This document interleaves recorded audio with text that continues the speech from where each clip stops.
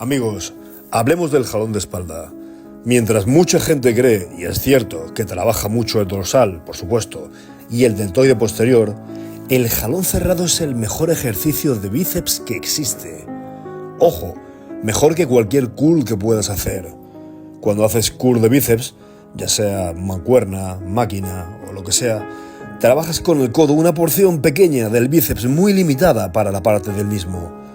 Cuando haces un jalón de espalda cerrado, trabajas tanto la parte baja como la parte alta que está cerca del deltoide, como este ejercicio. Y se contrae mucho, pero mucho más efectivamente. El otro día, de hecho, vi accidentalmente a un tío que era un gimnasta, con un bíceps bestial, y lo único que hacían eran movimientos similares a los que digo, dominadas y similar. Sígueme, soy Rod Montana.